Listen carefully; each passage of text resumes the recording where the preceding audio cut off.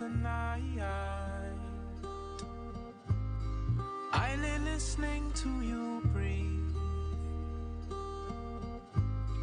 People search for heaven all their lives. How lucky am I? Heaven's breathing next to me. Oshun mi ba fishani. Welcome back inside the Now Morning Show. It's just about 42 minutes, sorry, after 6 o'clock. If you're getting ready to leave home, then you need to organize yourself, or you can stick around for this next conversation because I think you definitely are going to be interested. We have with us this morning a domestic abuse survivor who is speaking out this morning, and she's going to chat with us from Tobago. Good morning to you, Stacey Ann Duncan. Morning. How are you doing this morning? Thank you so much for joining us. I'm fine. I'm fine. Just I'm not in Tobago, okay? I'm in Trinidad. Oh, you're in Trinidad. All right. I thought you would have come to the studio if you were in Trinidad. All right, no problem. But we appreciate you joining us anyway. We've been chatting on this show for the entire week, talking about gender-based violence. And you, as a survivor of gender-based violence, if you don't mind, I would like to get pieces of your story so that we can maybe put it into some context for some other people who may be struggling to find their way. I'm curious to get to the beginning. Where would you say that it all started for you?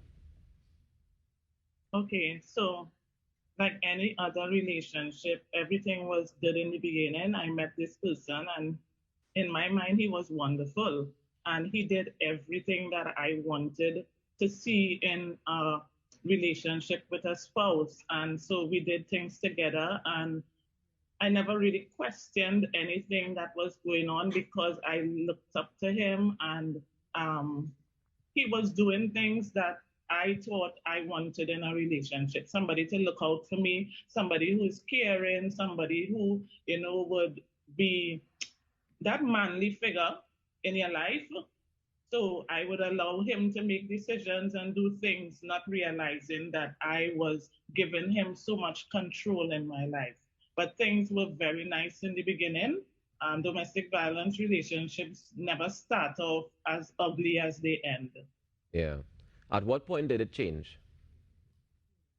So I think for me, when things became a bit too, domestic violence is about power and control. And when he became overbearing with the control, I think that asking you where you're going and that kind of thing, that was okay for me. I thought that was okay. I thought it was concern. I thought that, your spouse should know where you're going, who you're going with in case of anything. But when it became too much, like I want to know who you're going with, and if he didn't like who it was, he would say, well, no, you're not going anywhere. Or he would try to manipulate things to make it difficult for me to do things that I wanted to do.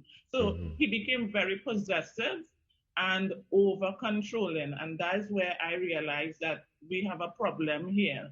Things that were simple requests, it became demands. Before it would have been a request, and then now it turned into a demand. And if I did not follow through with whatever it is he was asking or saying, then there would be a major problem. Yeah. Do you remember the first time that he physically abused you? Yes, I do. And it was like about 2 o'clock in the morning. He did not agree with something that I did, and he waited until everybody was quiet, everybody was asleep. At that time, I was staying home by my mom still, and he waited until everybody was asleep and everything, and then he woke me up. And he started to question me and ask me, now, remember you're sleepy? And so he asking me all these questions, one after the other, one after the other. And I really couldn't put things together. Why are you asking me all of this, what this means, and that kind of thing. And before I knew it, I received a cuff to my face. And he simply just got up, walked out of the door, and left at that hour of the morning. And when I looked in the mirror, I didn't bawl out because I was shocked. And when I looked in the mirror, my whole face was swollen and my eye was blue and black. And from what I read, you were in this relationship for 13 years. So I imagine that after that, you would have reconciled, you would have come back and make back up and all that kind of thing. Did you all ever Yeah. discuss the fact that he hit you? Yes, and and I told him that wasn't proper. I mean, I saw domestic abuse because I grew up in a home where there was violence, and so I knew what that was. I knew about a woman being beaten and that kind of thing. But my mother experienced the same thing. So then I told him, I said, look, you cannot do that. I said, okay, I thought it was an anger problem. So maybe you have an anger problem and you need to contain that or whatever. And he would have said, after that first time, I'm sorry, I'm not going to do it again. It would not happen again. Also too saying that it was my fault kind of way. If you do so, if you behave, if you act a certain way, it wouldn't reach to that. So in my mind, if I corrected my behaviors, then he would not react the way that he reacted. Did he ever seek professional help? No. Again, as I said, he didn't think that anything was wrong with him. Wrong. Yeah. The problem was me. Right. So then tell me about that time when you decided this is it. No more.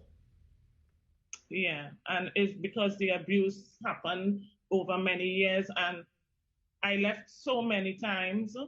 I left on so many occasions, but every time it would be temporary because you as a woman who have children and things, people don't really, they say leave, but when you leave, you have no place to stay and you may decide that, okay, you might go to a friend place or whatever. After a couple of days or whatever, they want you out of their place with your children and them. Yeah. So the support was always temporary. Whatever I did, it was temporary. I went to a safe house at one time, it was temporary. Couldn't go with my children and them. So my children always have to be different places. But that time, it was, I just had enough. And that particular year, there were like about 12 women who were killed as a result of domestic violence. And I was there on looking and I determined that if it is, I don't leave, because this thing just happening over and over and every time it getting worse. If I don't leave, that would be my fate, that I would die in front of my children. And that was like a kind of wake up call for me. And I say, do or die, and I decided that I had to leave. And I had been putting things in place for a little while where, I would keep my passport and important papers and things together and kind of hide it.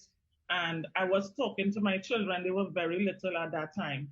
And I would tell them, mommy may have to go away. And if I go away, don't worry, everything would be all right and that kind of thing. So that particular day when he did cause commerce, bacchanal, confusion, that time I actually was in the middle of getting licks when I ran out of the door very early in the morning. It could have been like this time because I was getting the children ready for school and there was an episode. And so I had to leave in my nightie and escape from that home because I knew that that morning it would have been more than I would have experienced before. So when you left, you said you had to leave the children. You left the children with him? Yes, I had to leave them. And because I ran out of the door and I had to leave them. Now remember, I don't have anywhere to go. I just ran out of the door.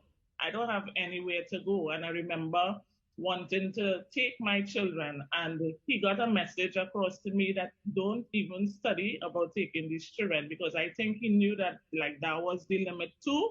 And the neighbors, I ran up the street and one of my neighbors called the police for me. And when the police came, I told them, I have to go back to the home to get some stuff. But he sent a message to tell me, do not even attempt to take those children because he would kill me.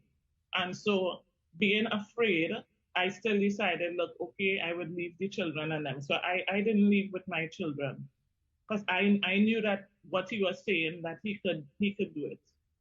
And then you had to go through now a process of recovering yourself and finding yourself outside of this relationship, outside of this abuse. How was that process? It was very, very difficult because for years, my identity was in this person, in this relationship. I had lost everything. I wasn't working anymore. I had my children. I did not have friends because people don't like drama. And if you know about a domestic abuse relationships, people, they don't want it by them. So they don't want to entertain you. So I had lost contact with a lot of my friends and them. I was isolated from my family members, like my mother and my sisters and those people. So I had lost my identity and I had to find it again. Luckily for me, my process in leaving, I was able to travel abroad. And in going abroad, I sought help through a support network, a domestic violence support network, where I received counseling. And that helped me to try to start to understand what I was experiencing as an abuse victim, why it is I kept going back. It taught me a lot about my self-worth and the behaviors that I were accepting in my life. And because of that, I was able to see a different picture and understand what it is I was going through and the steps to take in order to come out of it. So through counseling and also my faith, I started to go to church because that day when I left, I had prayed before that night that God would help me to escape from that place and from that life. And he did hear my prayer. And I was able to start going to church. And it is my faith in God that helped me to survive, helped me to have a renewed mind where I understood who I was and that I shouldn't allow anybody to abuse me, to be anybody punching bag, that was wrong, and that I had to find a way for myself. Stacey Ann, I want to talk about the children for a little bit because you were a child witnessing your mom going through this situation. How do you think your children were affected by your situation? They were very small, but that is not like a reason to say that it did not affect them, because children would behave in different ways. And so my eldest child, she was really reserved and withdrawn, anxiety. A lot of it, she was doing good in school at one time, and then she stopped doing good in school. She was all over the place. The others, they were a lot smaller, but I know that those behaviors would have affected them as they grew up. Now you could see where they talk about it. Who could remember? Yeah. The older ones would remember, but the younger ones have no knowledge of it. So who were babies, they don't know about it. So it's only when I speak about it now, they know about it. But the older ones, it has affected them. Even now, looking at them in their relationships is difficult for them. Stacey Ann, what is the relationship like now between you and the father of the children? Pardon? What is the relationship like now between the co-parenting of the children? Is there a relationship? Co-parenting was very difficult, but I have taken back control of my life. So I realized that, and that's one of the downfalls when women believe that they have to depend on this person, especially in raising their children. And that was a plus for me the day that I decided that I would be the one responsible for my children. So I stopped reaching out, because every time you reach out and you have to ask, you have to compromise something again and again and again. And it's them still, the abuser still trying to maintain power and control over you. So I realized from that time, no, you have to do it on your own. And I started to do it on my own without help, without assistance, without reaching out on everything. So there is no relationship whatsoever, thank God. A mutual hi, good morning, good evening. If there is something that the children would want to do or something that they think they need both parents to address, I would try to have a conversation with him. But outside of that, I am fine. Yeah.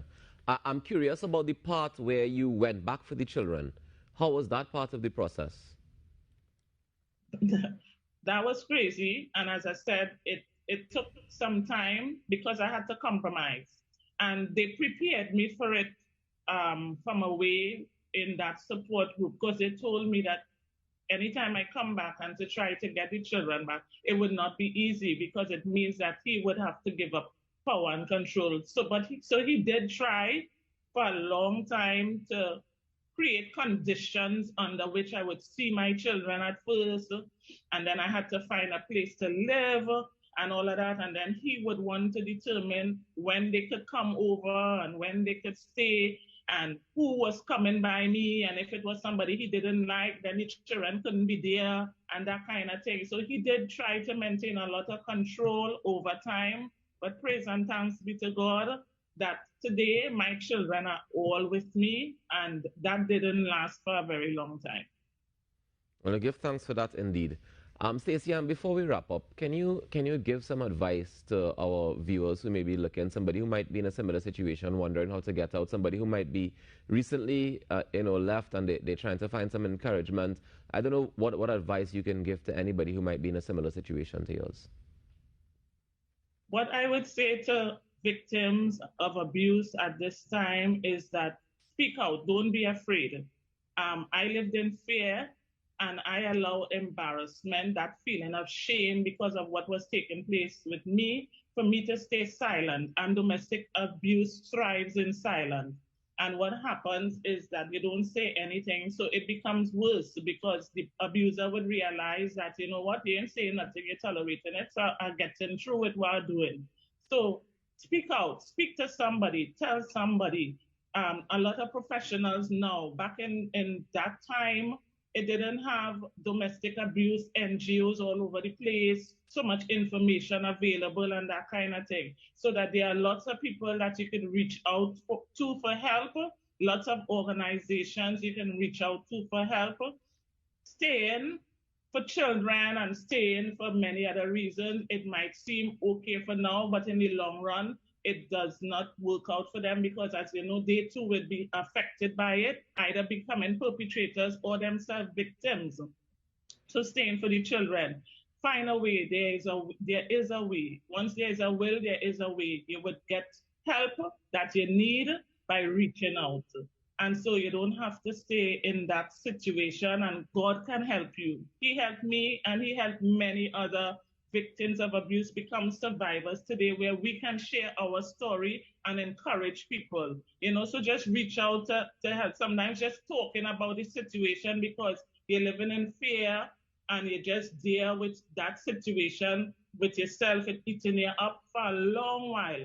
If you just share with somebody else who you think that you can trust or you can confide in, that in itself is lifting a weight off of your shoulder. And you would be surprised at the amount of persons who too are going through domestic violence. So you're not alone, and there is support, there is encouragement.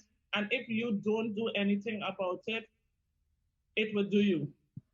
Your life could be taken away from you. So it's never a good idea to just stay for whatever reason. I say sometimes there are many reasons for you to stay, right? But there are many other reasons and better reasons for you to leave because, your life depends on it and your children's lives depends on it. Thank you so much, Stacey Ann Duncan, for sharing with us this morning. I applaud your bravery. I applaud your persistence and all the best to you going forward. Thank you so very much. It was nice to be on the program. Thank you so much for coming. Enjoy the rest of your day. Ladies and gentlemen, that is Stacey Ann Duncan there, a domestic abuse survivor, speaking out against gender-based violence and just sharing her story. A brave, brave one, for sure. We'll take a quick break, and when we come back, we have your birthday greetings and so much more. Stay tuned. It's the Now Morning Show.